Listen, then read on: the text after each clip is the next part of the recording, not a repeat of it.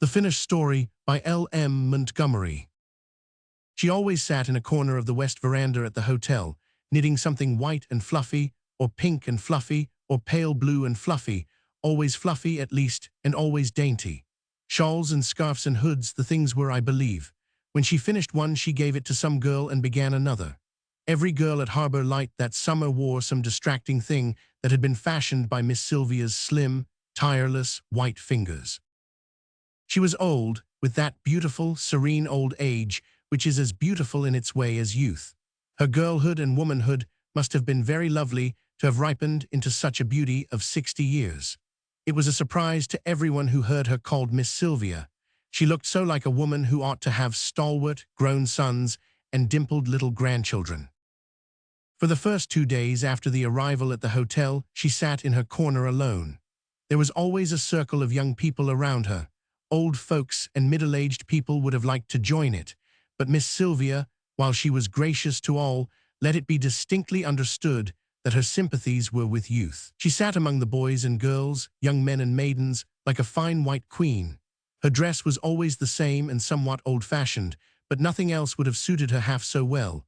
She wore a lace cap on her snowy hair and a heliotrope shawl over her black silk shoulders.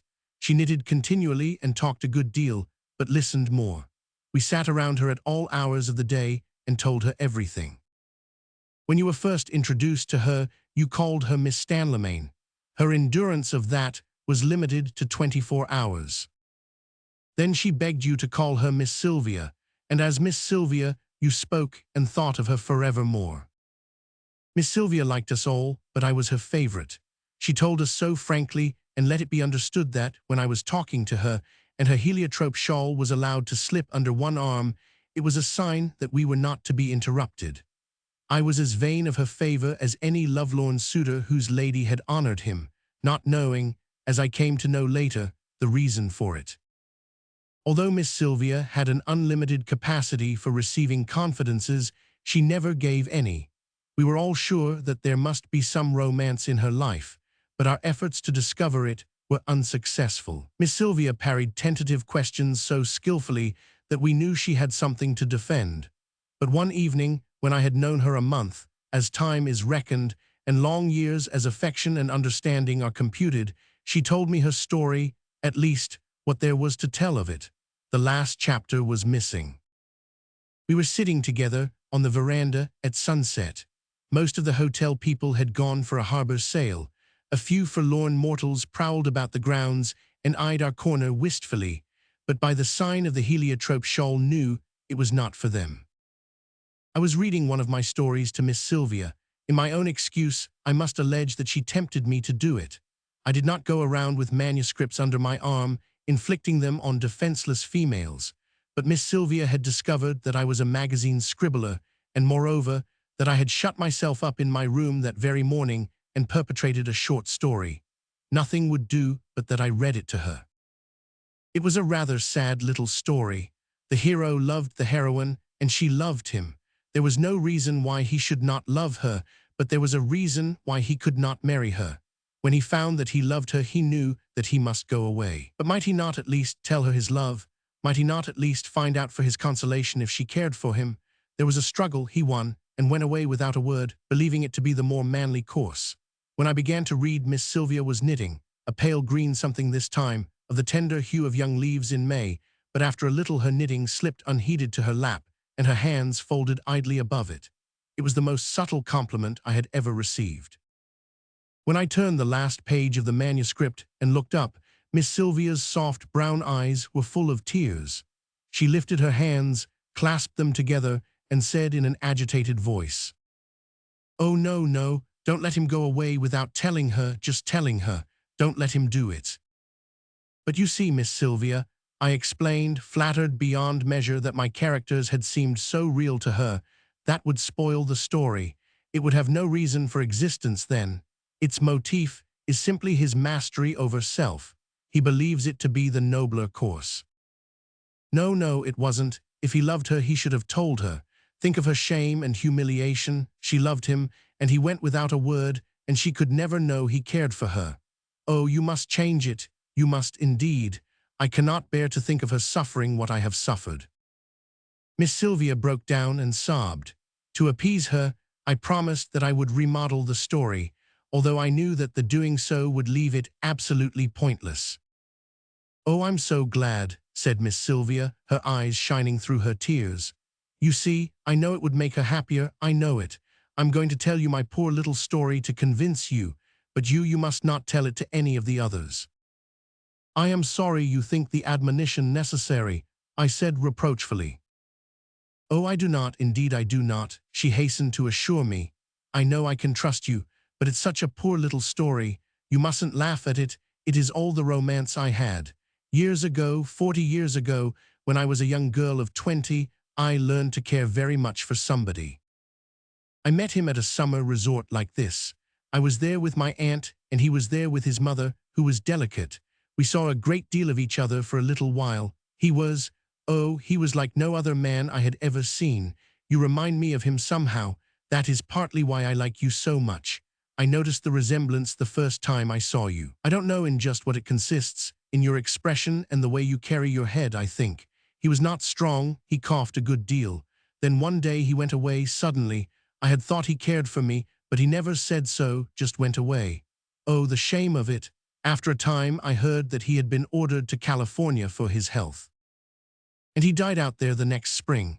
My heart broke then. I never cared for anybody again. I couldn't. I have always loved him.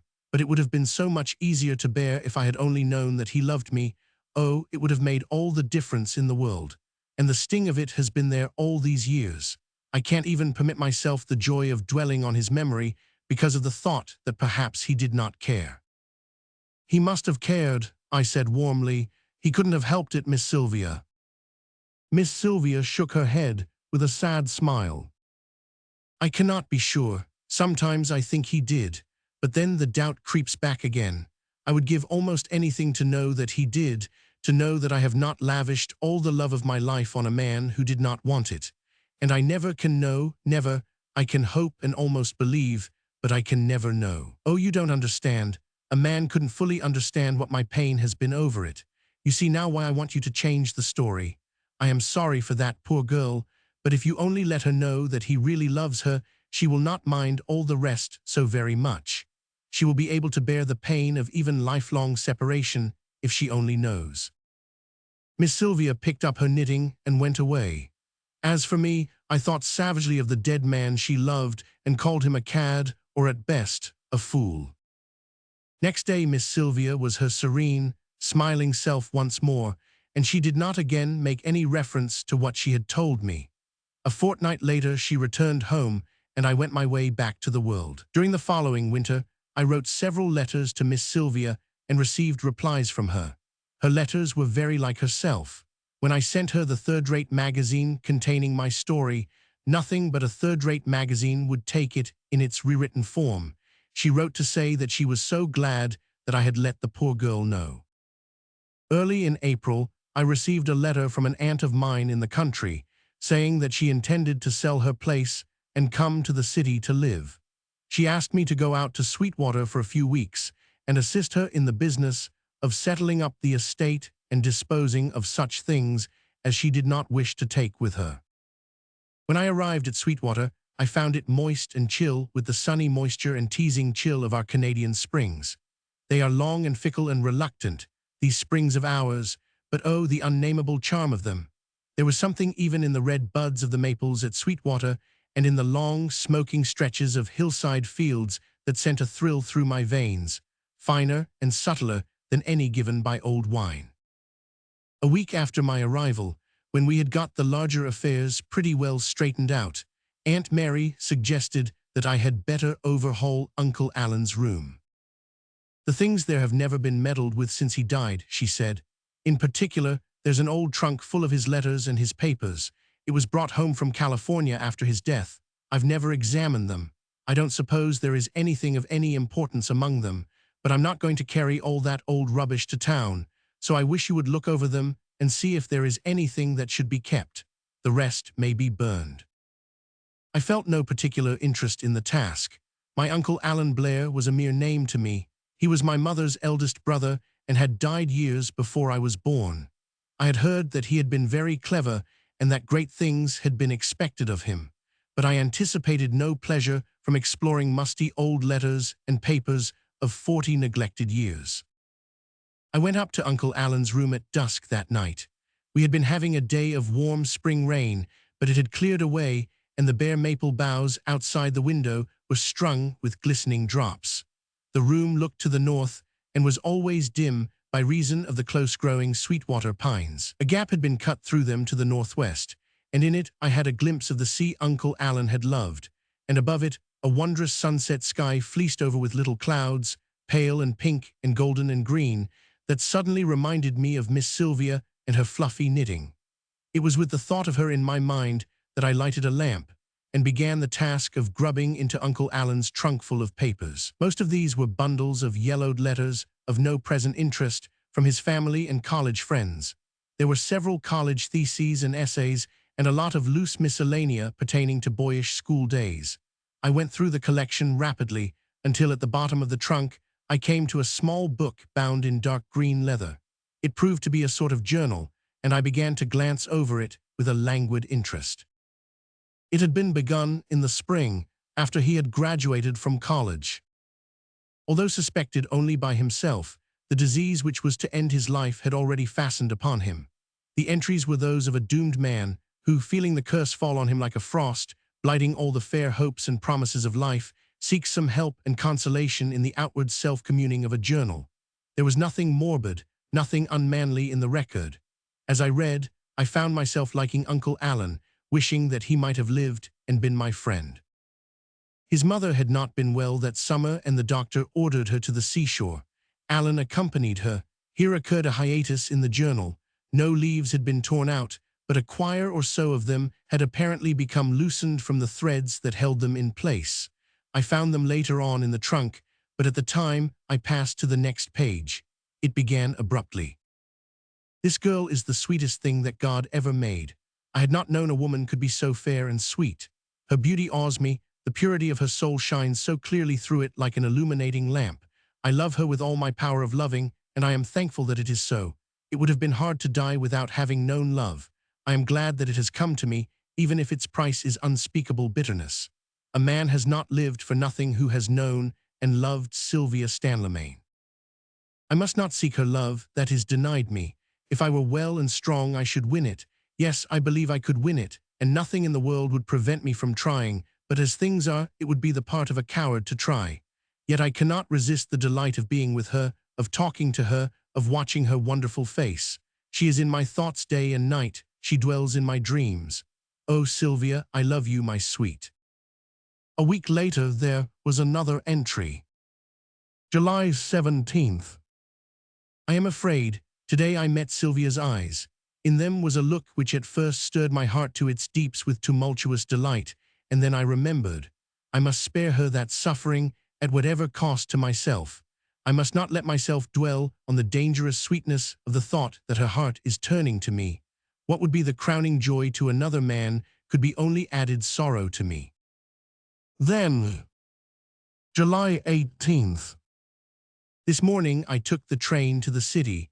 I was determined to know the worst once for all. The time had come when I must. My doctor at home had put me off with vague hopes and perhapses. So I went to a noted physician in the city. I told him I wanted the whole truth. I made him tell it. Stripped of all softening verbiage, it is this: I have perhaps 8 months or a year to live, no more. I had expected it, although not quite so soon, yet the certainty was none the less bitter. But this is no time for self-pity. It is of Sylvia I must think now. I shall go away at once, before the sweet fancy which is possibly budding in her virgin heart shall have bloomed into a flower that might poison some of her fair years. July 19th. It is over. I said goodbye to her today before others, for I dared not trust myself to see her alone. She looked hurt and startled, as if someone had struck her, but she will soon forget, even if I have not been mistaken in the reading of her eyes. As for me, the bitterness of death is already over in that parting. All that now remains is to play the man to the end. From further entries in the journal, I learned that Alan Blair had returned to Sweetwater and later on had been ordered to California. The entries during his sojourn there were few and far between, In all of them he spoke of Sylvia. Finally, after a long silence, he had written, "I think the end is not far off now. I'm not sorry, for my suffering has been great of late. Last night I was easier. I slept and dreamed that I saw Sylvia. Once or twice I thought that I would arrange to have this book sent to her after my death, but I have decided that it would be unwise. It would only pain her, so I shall destroy it when I feel the time has come. It is sunset in this wonderful summer land. At home in Sweetwater, it is only early spring as yet, with snow lingering along the edges of the woods. The sunsets there will be creamy yellow and pale red now, if I could but see them once more, and Sylvia." There was a little blot where the pen had fallen. Evidently the end had been nearer than Alan Blair had thought. At least, there were no more entries, and the little green book had not been destroyed. I was glad that it had not been, and I felt glad that it was thus put in my power to write the last chapter of Miss Sylvia's story for her. As soon as I could leave Sweetwater, I went to the city, 300 miles away, where Miss Sylvia lived. I found her in her library, in her black silk dress and heliotrope shawl, knitting up cream wool, for all the world as if she had just been transplanted from the veranda corner of Harbor Light. "My dear boy," she said. "Do you know why I have come?" I asked. "I am vain enough to think it was because you wanted to see me," she smiled. "I did want to see you, but I would have waited until summer if it had not been that I wished to bring you the missing chapter of your story, dear lady." I don't understand," said Miss Sylvia, starting slightly. "I had an uncle, Alan Blair, who died 40 years ago in California." I said quietly, "Recently, I have had occasion to examine some of his papers. I found a journal among them, and I have brought it to you because I think that you have the best right to it." I dropped the parcel in her lap. She was silent with surprise and bewilderment. "And now," I added, "I am going away. You won't want to see me or anyone for a while after you have read this book, but I will come up to see you tomorrow." When I went the next day, Miss Sylvia herself met me at the door. She caught my hand and drew me into the hall. Her eyes were softly radiant. "Oh, you have made me so happy," she said tremulously. "Oh, you can never know how happy. Nothing hurts now, nothing ever can hurt, because I know he did care." She laid her face down on my shoulder, as a girl might have nestled to her lover, and I bent and kissed her for Uncle Alan.